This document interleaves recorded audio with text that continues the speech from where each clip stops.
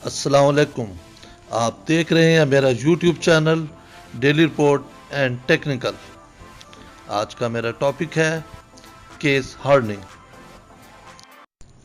अगर हम किसी मैकेनिकल वर्कशॉप में मशीनों को काम करता देखें तो कुछ पुर्जाजात मसलन गियर्स, शॉफ्ट्स, रोलर्स, डाइज वगैरह को दो तरह की सूरत हाल का सामना करते हुए देखते हैं। एक रगड़ और दूसरा जर्क, यानी पुर्जे झटके खाकर चल रहे होते हैं। इस सूरत हाल से निपटने के लिए पुर्जों को बैरूनी जानिब से सख्त होना चाहिए ताकि रगड़ बर्दाश्त कर सकें, और अंदरूनी तौर पर नर्म होना चाहिए ताकि झटकों को बआसानी बर्दाश्त कर सकें।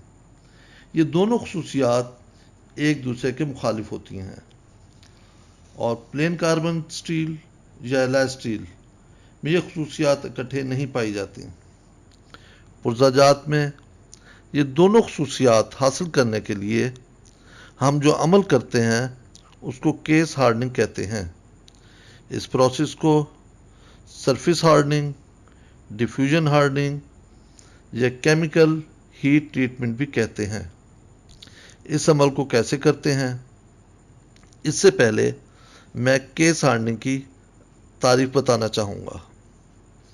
आम तौर पर लो कार्बन स्टील और एलॉय स्टील की बैरूनी सतह में कार्बन या नाइट्रोजन एक ख़ास गहराई तक शामिल करके सख्त किया जाता है। इस अमल से पुर्जे की बैरूनी सतह सख्त हो जाती है जबकि उसका कोर यानी अंदरूनी हिस्सा बदस्तूर नरम रहता है। इस तरह पुर्जाजात रगड़ के साथ साथ बासानी झटके बर्दाश्त कर सकते हैं। बेशक केस हार्डनिंग के मेन मकसद तो यही होता है, लेकिन इसके अलावा जंग से हिफाजत, स्ट्रेंथ में इजाफा, ये एक इजाफी खसूसियात हैं जो हमें केस हार्डनिंग से हासिल होती हैं। केस हार्डनिंग की कई इकसाम हैं जिनको मैं बारी बारी आपके सामने डिस्कस करूंगा। Number 1 carburizing, number 2 nitriding, number 3 flame hardening, number 4 induction hardening. अब हम बढ़ते हैं कार्बोराइजिंग की तरफ। इसमें लो कार्बन स्टील, जिसमें कार्बन की मिकदार 0.15% से 0.25% तक होती है, कि बने हुए पुर्जाजात को केस हार्डनिंग के लिए रखा जाता है। इन पुर्जाजात को ऑस्टेनाइट टेम्परेचर तक गर्म करते हैं। इस कंडीशन में इनमें कार्बन जज्ब करने की सलाहियत बढ़ जाती है।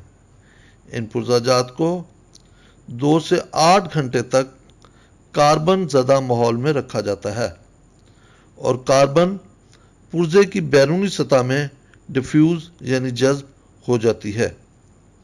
इस तरह पुर्जे का बैरूनी हिस्सा हाई कार्बन स्टील बन जाता है जबकि अंदरूनी कोर बदस्तूर माइल्ड स्टील की ही रहती है। अब अगला सवाल ये बनता है कि पुर्जे में कितनी कार्बन जज्ब होगी। इस चीज़ का इन्हिसार वक्त और टेम्परेचर पर होता है। मसलन अगर पुर्जे को 1 घंटे तक 850 सेंटीग्रेड पर रखें तो पुर्जे में 0.018 मिलीमीटर गहराई का केस हासिल होगा। लेकिन अगर पुर्जे को 980 सेंटीग्रेड तक इसी टाइम तक रखें तो 0.045 मिलीमीटर गहराई तक केस हासिल होगा। पुर्जे की बैरूनी सतह में कार्बन की मिकदार वक्त बढ़ाकर 0.7 से 0.9% तक केस बढ़ाया जा सकता है। कार्बोराइजिंग का अमल 3 तरीकों से किया जाता है। पहले तरीके को पैक कार्बोराइजिंग या सॉलिड कार्बोराइजिंग कहा जाता है। Number 2 liquid carburizing. Number 3 gas carburizing. Number 1 pack carburizing. इसमें कास्ट आयरन या हीट रेजिस्टिंग स्टील का एक बॉक्स जो मुकम्मल सील होता है। इन बॉक्स में 80% कोयला, 20% बेरियम कार्बोनेट होता है, जिनमें माइल्ड सील के पुर्जे इस तरीके से रखे जाते हैं कि वो एक दूसरे को टच ना करें। बॉक्स में इनको रखने की तरतीब कुछ इस तरह से होती है कि बॉक्स में एक लेयर कार्बोराइजिंग मटेरियल की और एक लेयर पुर्जों की रखी जाती है। इस तरतीब से तमाम पुर्जे बॉक्स में रख दिए जाते हैं। आखिर में संदूक के मुंह को आछी मिट्टी की तह से बंद कर दिया जाता है। फिर इस बॉक्स को इलेक्ट्रिक फर्नेस में 850 सेंटीग्रेड से 980 सेंटीग्रेड तक गर्म किया जाता है। बेरियम कार्बोनेट गर्म होकर बेरियम ऑक्साइड और कार्बन डाइऑक्साइड में तब्दील हो जाती है। कार्बन डाइऑक्साइड आज़ाद कार्बन से मिलकर कार्बन मोनोऑक्साइड बनाती है, जो स्टील में कार्बन जज्ब होने का सबब बनती है। इसकी इक्वेशन आप स्क्रीन पर देख रहे हैं। अमल मुकम्मल होने पर बॉक्स को पुर्जों समेत आम दर्जा हरारत तक ठंडा किया जाता है। Number 2 liquid carburizing. यह अमल सॉल्ट बाथ फर्नेस में किया जाता है। इसमें अमूमन सोडियम साइनाइड या पोटाशियम साइनाइड और सोडियम कार्बोनेट, इसके अलावा सोडियम या बेरियम क्लोराइड भी इस्तेमाल करते हैं। इस आमेज़े को सॉल्ट बाथ में पिघलाया जाता है। बाथ का दर्जा हरारत 800 से 900 सेंटीग्रेड के दरमियान रखा जाता है।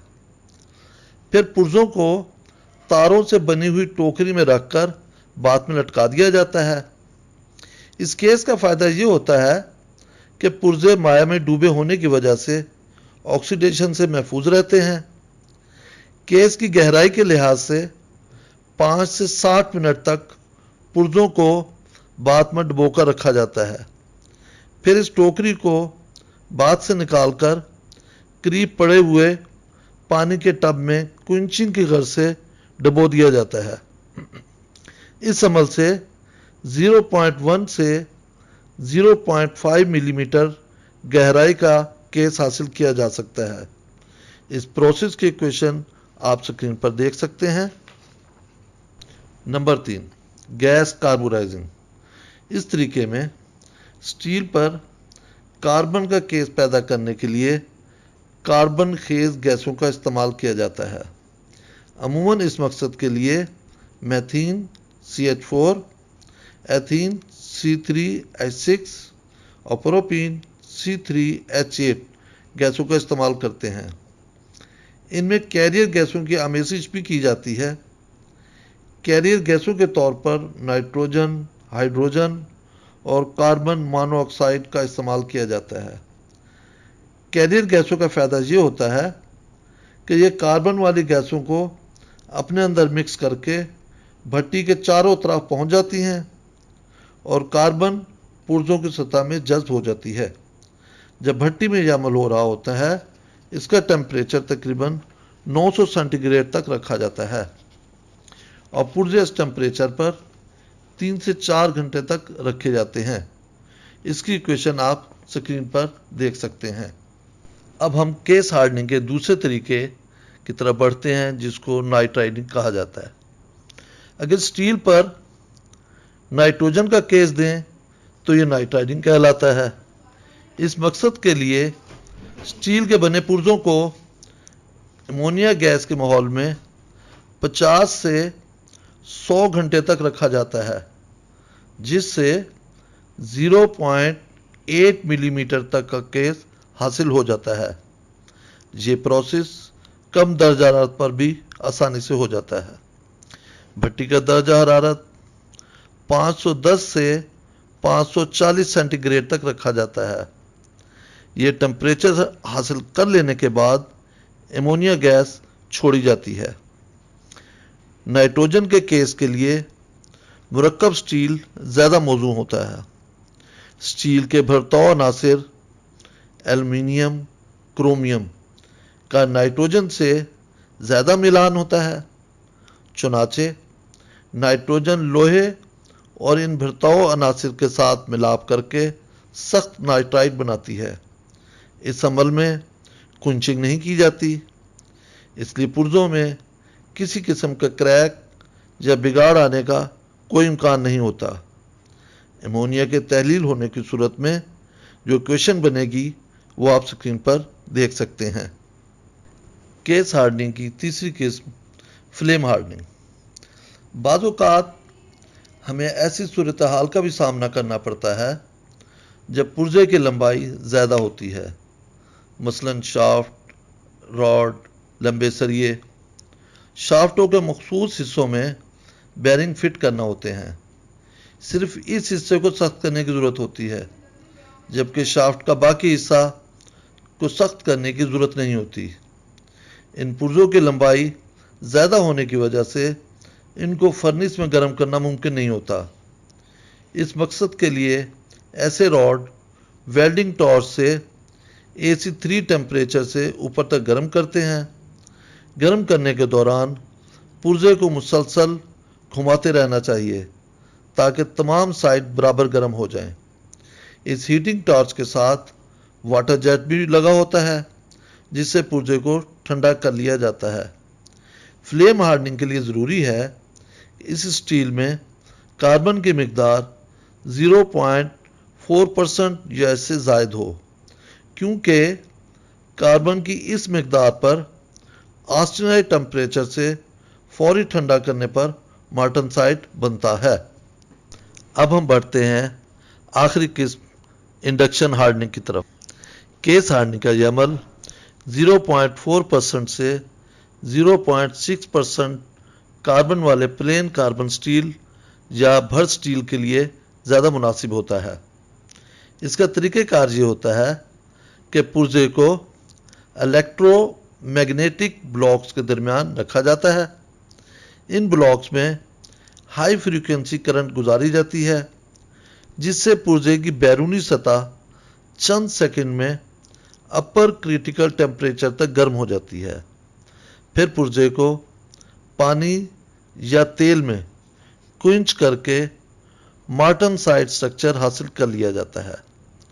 फिर स्ट्रेसिस को ख़त्म करने के लिए टेम्परिंग कर ली जाती है और इस तरीके से यह हमें केस हासिल हो जाता है। उम्मीद है आपको मेरी ये वीडियो पसंद आई होगी। इजाज़त चाहूँगा। अल्लाह आपका और हमारा हामी और नासिर हो। अल्लाह हाफिज़।